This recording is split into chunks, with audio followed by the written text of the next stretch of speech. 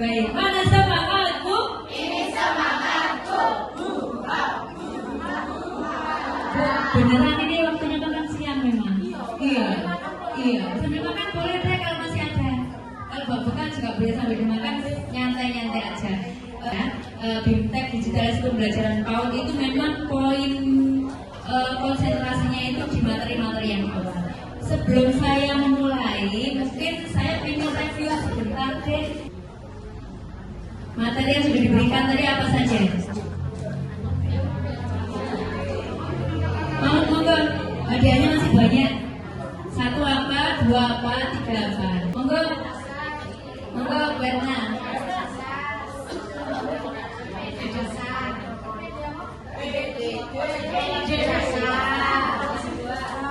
Isi ruang murid, terus yang dulu lanjutan ruang murid,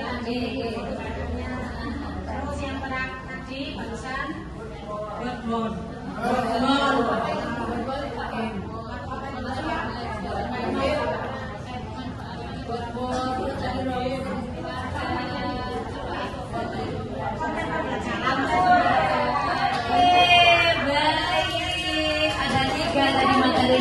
Kuarter yang tadi 3 itu los kemana gitu ya? Baik, tadi yang pertama materinya tentang PID atau IFP ya, yang awalnya kita istilahkan IFP, di Indonesia kan jadi PID. Lalu yang kedua materinya tadi tentang pemanfaatan ruang murid gitu ya, tadi sudah banyak disampaikan. Dan yang ketiga tentang konten pembelajaran. Nah, apa kaitannya dengan materi yang keempat dan kenapa materi keempat ini tentang penyusunan perencanaan pembelajaran? Karena terkait dengan ketiganya ini ada urutannya. Yang pertama PID dulu. Kenapa sih kok harus PID? Yang kedua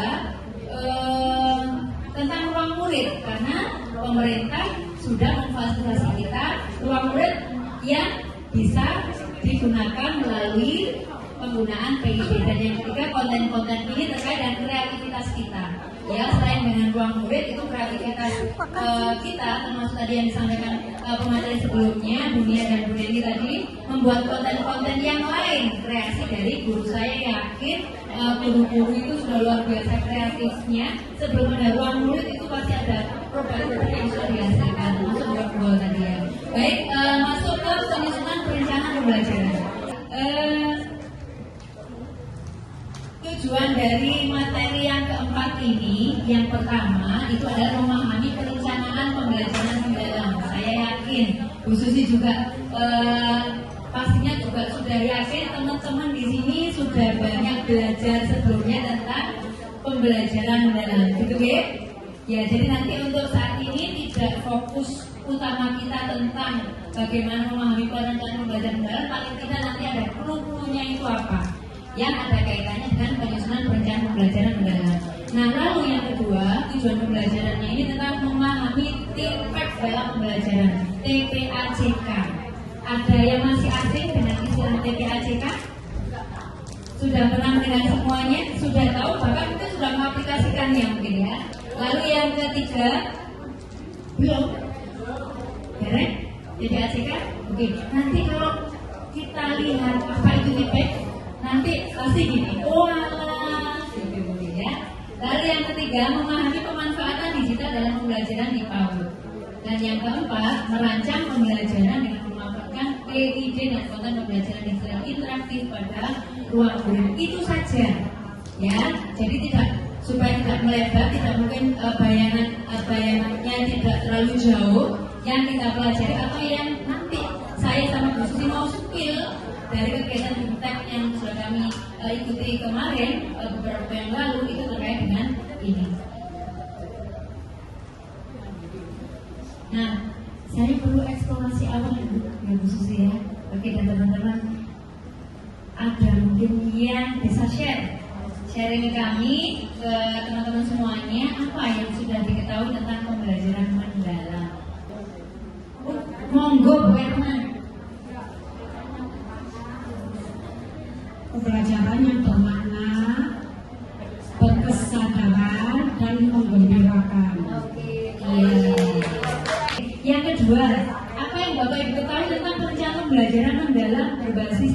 TPACK. Tadi yang saya dengar sih belum sih TPACK. Katanya belum ini ya, belum mengaplikasikan. Oke? Belum. Oke, artinya kita skip dulu ya Bu Susi ya. Yang ketiga, bagaimana Bapak Ibu memanfaatkan PID dalam merancang pembelajaran? Digunakan untuk apa sih PID-nya?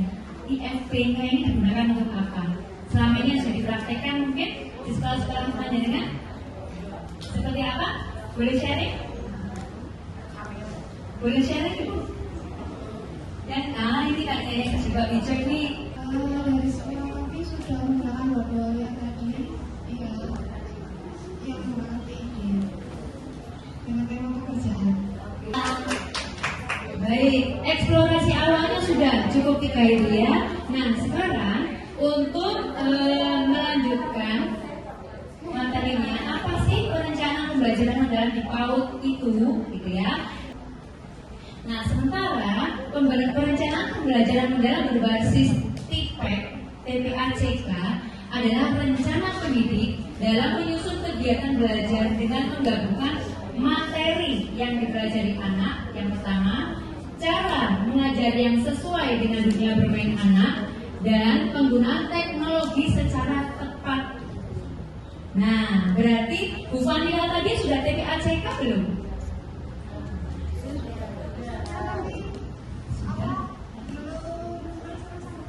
Belum continue. Oke, di sini nggak ada Ibu yang terusan materi yang akan dipelajari. Sudah ya tadi ya, menggunakan modul. Cara mengajar yang sesuai dengan dunia bermain anak, tadi bermain kan modulnya.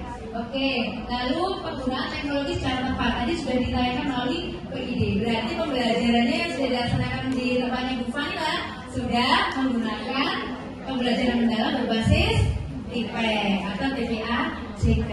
Seperti itu Ibu. Nah, ini tadi ya kerangka pembelajaran mendalamnya. Tadi yang disebut sama Bu Erna, yang full ada dimensi profil lulusan, ada prinsip pembelajaran dan pengalaman belajar, serta kerangka pembelajaran. Nah, masih ingat Ibu merimain aja.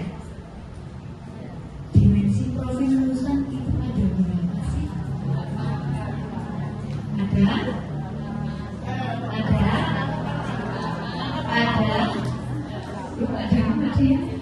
Ada 8, oke. Bisa di-skill nggak Bu? Apa aja Bu? 8 dimensi profil lulusan. Nggak urut nggak apa-apa.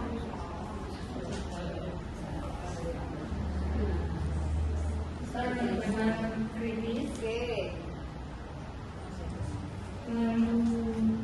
Apa ya? Keimanan dan ketakwaan, kewargaan, kebinekaan global, kreativitas, kreatif, kolaborasi, kemandirian,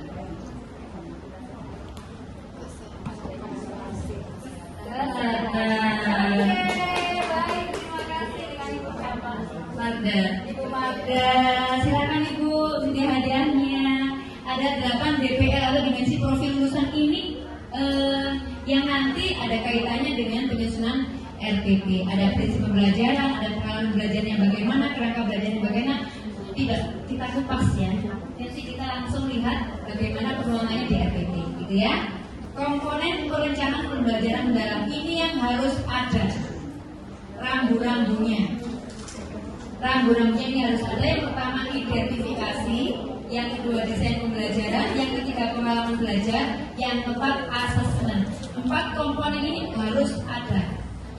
Kalau bentuknya atau formatnya itu bebas, silakan masing-masing lembaga bisa berkreasi, mau pakai Word, mau pakai Canva, mau pakai apa gitu. Silakan dibebaskan. Yang penting 4 komponen ini harus ada. Nah, titik poin kita hari ini adalah pada perencanaan pembelajaran mendalam berbasis TPACK. Rencana pembelajaran mendalam berbasis TPACK atau TPACK. T, ada tahu Ibu? T PPAJK Technological Pedagogical Content Knowledge. Yes, oke. Bu Zira, terima kasih. Menurut teorinya ya, PPAJK itu seperti ini, ada kerangka kerja yang dikembangkan oleh Lisra dan Kohler untuk menjelaskan keterampilan guru dalam mengintegrasikan teknologi secara aktif. Itu teorinya, tapi dalam prakteknya sudah diterapkan. Menggunakan PID, menggunakan laptop, menggunakan apa lagi Bu? HP, menggunakan LCD, menggunakan tab termasuk nggak Bu? Bapak? Tab termasuk PPAJK? Ya, karena itu termasuk teknologi. Apa lagi kira-kira yang belum? Teknologi yang bisa digunakan dalam pembelajaran.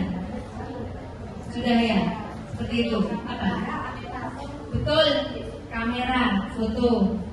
Kamera biasanya pakai HP atau kamera itu termasuk teknologi. Levelnya itu ternyata ditentukan loh Bu. Bagaimana guru menggunakan feedback dalam pembelajaran. Levelnya ada 4. Ini pakai bahasa Inggris semuanya. Yang pertama accepting, yang kedua adapting, yang ketiga exploring, yang keempat advancing. Ya, nanti kita refleksi sendiri-sendiri, kita kira-kira kita sudah ada di level yang mana. Kalau yang pertama itu guru menerima kondisi kelas apa adanya dan menggunakan teknologi paling sederhana yang tersedia. Itu accepting, level yang pertama. Level yang kedua adalah adapting. Guru mulai menyesuaikan teknologi agar mendukung kegiatan belajar tanpa mengubah cara mengajar utama. Sudah ada modifikasi. Dan level yang ketiga adalah exploring. Guru mencoba berbagai cara menggabungkan materinya, digabungkan dengan beberapa materi, metodenya dan teknologi untuk membuat pembelajaran lebih variatif. Dan yang keempat adalah level advancing. Guru menggunakan teknologi secara percaya diri untuk menciptakan pengalaman belajar baru yang lebih bermakna bagi anak. Itu level yang tertinggi. Oke, level 1, 2, 3, dan 4 untuk level feedbacknya. Langsung karena kita RPP ya. Oke, nah sekarang untuk penyusunan RPP pemanfaatan digital dalam pembelajaran mendalam. Aktif. Maturnuun, saya Bu Susi dan Bu Mia. Terima kasih atas segala perhatian dan kerjasama Bapak Ibu. Semoga ilmu kita mulai dari materi 1 hingga akhir akan lebih bermanfaat dan berguna bagi kita semua. Sama-sama. Oh iya, assalamualaikum warahmatullahi wabarakatuh. Terima kasih kepada teman-teman yang sudah memberikan penjelasan dari materi pertama sampai materi yang keempat terakhir. Harapannya ya kita semua berusaha untuk bisa mengaplikasikan di perangkat masing-masing ya. Kemudian untuk modul juga seperti apa yang sudah diinformasikan oleh Bu Mia dan Bu Susi terkait masuknya kegiatan yang mendalam, feedbacknya seperti apa gitu ya, penggunaan digitalnya untuk dimasukkan di mana saja tempatnya ya, sebisa mungkin kita bisa mengembangkan dan memperbaiki kualitas modul dan SPP kita ya, harapannya seperti itu.